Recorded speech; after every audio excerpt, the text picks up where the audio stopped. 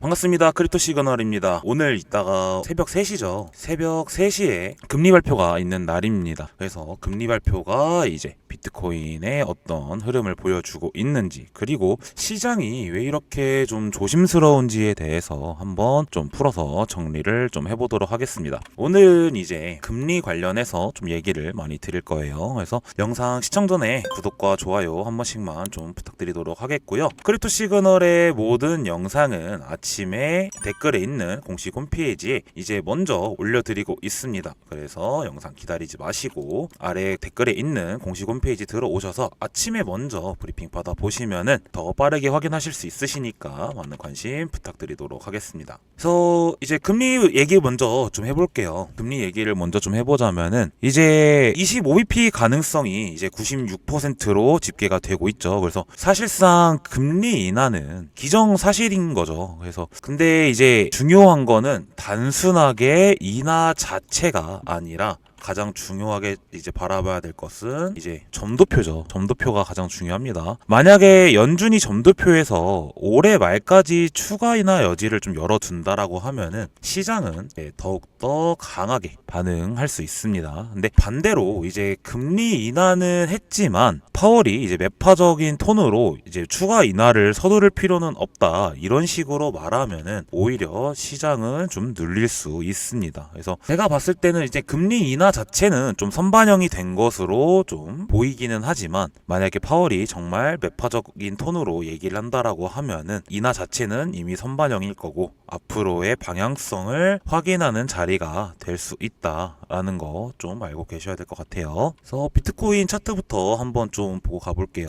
좀 보기 편하게 이더리움이랑 비트코인 같이 좀 펼쳐보도록 하겠습니다. 이제 비트코인 먼저 보면은 비트코인은 7일선이랑 21일선 위에 지지를 받고 있다. 그래서 아직 이제 단기 추세는 좀 살아 있다라고 좀 볼 수 있습니다. 하지만 지금 117K에서 저항을 받고 있다라는 점 좀 알고 계시면 좋을 것 같아요. 그래서 발표 전까지는 이 117K를 돌파하기 쉽지 않을 수 있다. 그래서 지금은 좀 명확한 박스권 구간이라고 볼 수 있습니다. 그래서 상단으로는 117K, 밑으로는 115K가 좀 여기를 돌파해 주느냐 아니면 여기를 지지를 해 주느냐, 이 두 가지 라인이 발표 이후에 시장의 이제 방향성을 결정짓는 핵심 구간이 될 거라고 좀 예상이 됩니다. 그리고 이더리움도 보면은 지금 이제 21일선, 7일선 밑으로 내려왔죠. 그래서 지금 오히려 이제 이렇게 보시면은 같이 표시가 되죠. 비트코인은 오히려 좀 상승 추세를 여기서 좀 보여줬었죠. 근데 이더리움은 계속 하락인 추세를 보여주고 있는 상황입니다. 지금 이제 ETF 자금이 5일 만에 순유출로 전환을 했어요. 그래서 뭐 블랙록이나 피델리티에서 총 9천만 달러 이상 빠졌다고 얘기가 나오고 있습니다.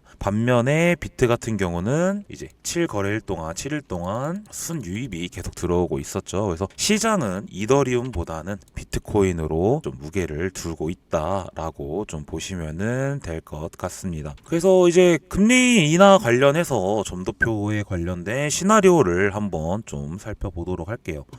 일단은 25bp는 뭐 거진 금리 인하 25bp는 기정사실이죠. 그래서 첫 번째로는 비둘기파 이제 시나리오가 있겠죠. 그래서 25bp 인하하고 이제 점도표가 완화가 되고 파월 유연한 발언을 한다라고 하면은 비트코인이 본격적인 상승을 시작하지 않을까라는 생각이 듭니다.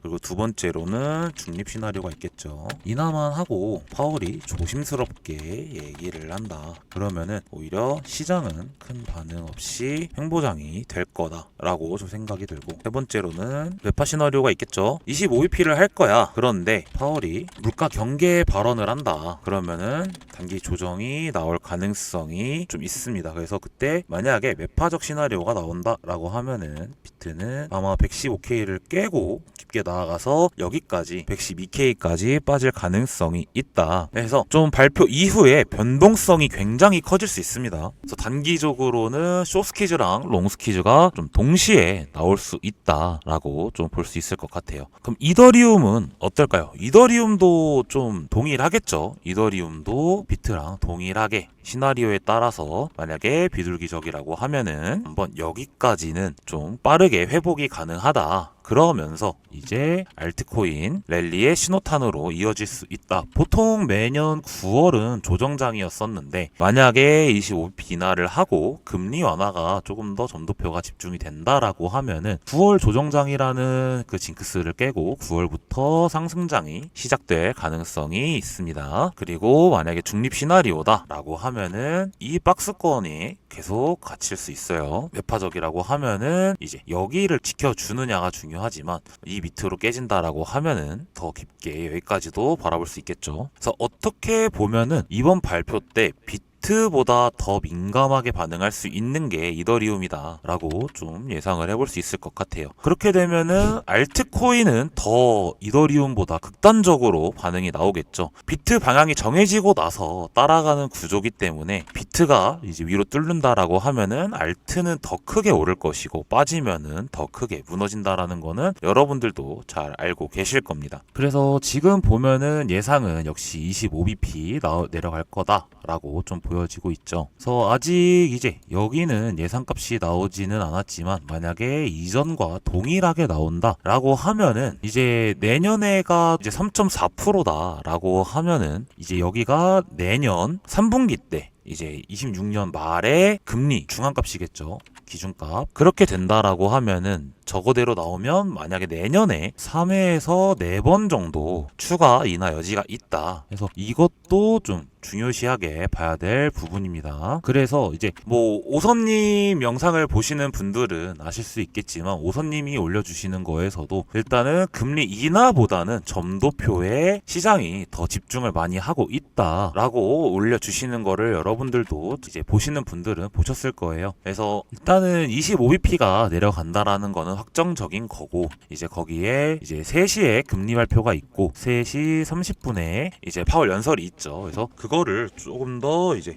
중요시하게 보셔야 된다라는 점 알고 계시면은 좋을 것 같습니다. 그리고 오늘 저녁에 이제 라이브 방송 7시에 시작될 예정이니까 많은 관심 부탁드리도록 하겠고요. 입장하는 방법은 저희 크립토 시그널 댓글에 있는 공식 홈페이지 들어오시면은 입장 방법 다 알려드리고 있으니까 구독 누르시고 아래에 고정 댓글에 있는 홈페이지 링크 누르고 들어오셔서 저희 관점 채널방 무료로 운영하고 있으니까 많은 참여 부탁드리도록 하겠습니다. 그래서 오늘 중요한 거는 일단은 금리 인하는 지속적으로 계속 선반영이 돼서 올라온 상태고 25bp 인하가 중요한 게 아니라 앞으로 금리 인하가 추가로 한 번 더 있을지 없을지 내년에 금리 인하가 얼만큼이 나올지에 대해서가 더 중요하다라는 점 알고 계셨으면 좋겠습니다. 오늘 영상 여기까지 하도록 하겠고요. 저는 다음 영상으로 찾아뵙도록 하겠습니다. 시청해주셔서 감사합니다.